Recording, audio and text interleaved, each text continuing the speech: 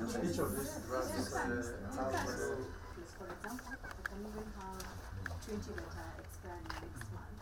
But if your consumption is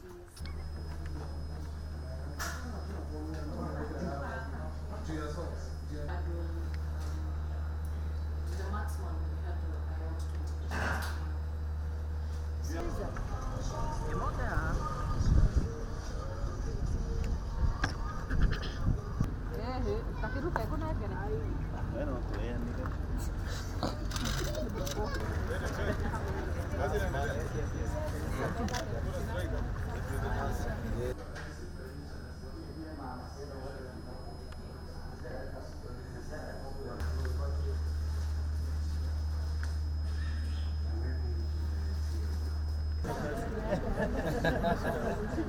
Simanzie client hapa.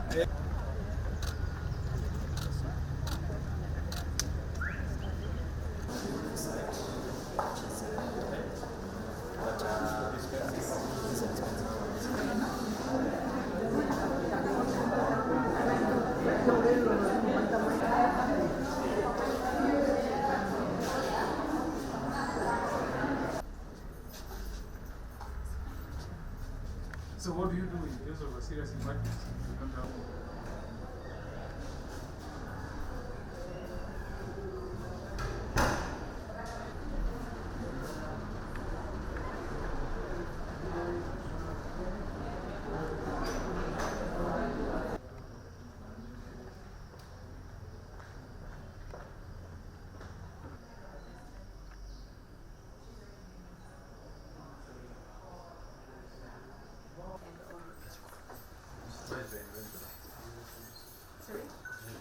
Except that is for program for albinism.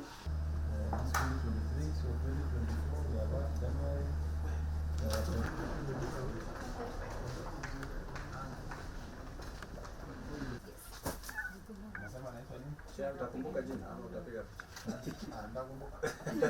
We also want to urge the doctors and the union to agree with government and accept that government has made effort and government has every intention of taking care of the welfare of medical personnel in this country. But we also have to be cognizant and work within the resources available. As a country, we don't want to live a life of pretense. We want to learn to live within our means.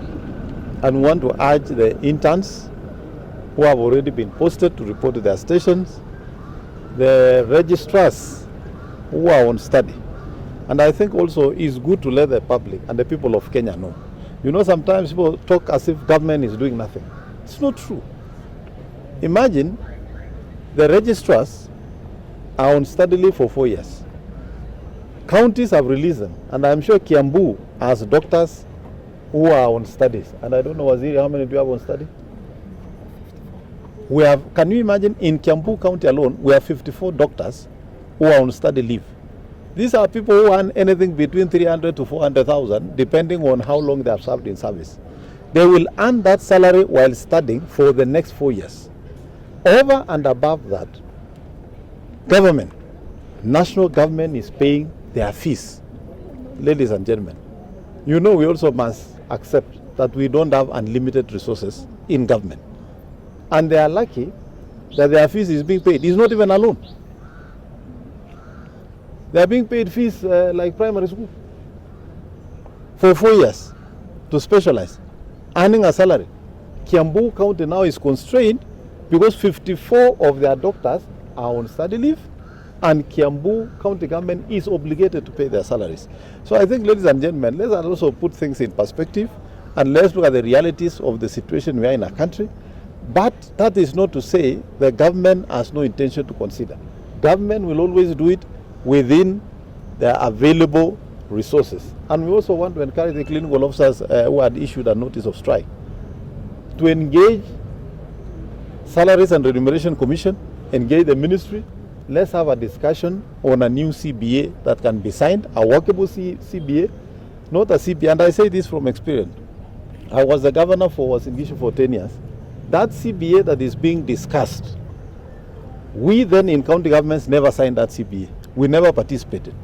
It was signed by the ministry and the unions without the input of counties.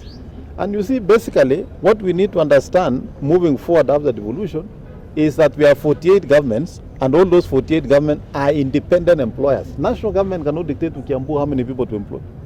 Neither can Kiambu dictate to Minister of Health how many people they are going to employ in Kenyatta. But we must have a symbiotic relationship, because those in counties will release the doctors to go and specialize. National government will put in the resources for them to be able to study, so that we can improve the quality of healthcare in this country. So, gentlemen and ladies, our friends, the doctors, citizens of this country, there are things that we can recover, there are things that we cannot recover. If we lose life, we shall have lost. I know people want to compare and say, oh, you know, even teachers go on strike. Teachers go on strike, but you know, they can teach on Saturdays and weekends and at nights. But when life is lost, unless of recent past, but I have not had anybody who has resurrected of any time recently. So we want to urge our doctors and our clinical officers, please, let's resume our duties. We are also asking the union to agree with government.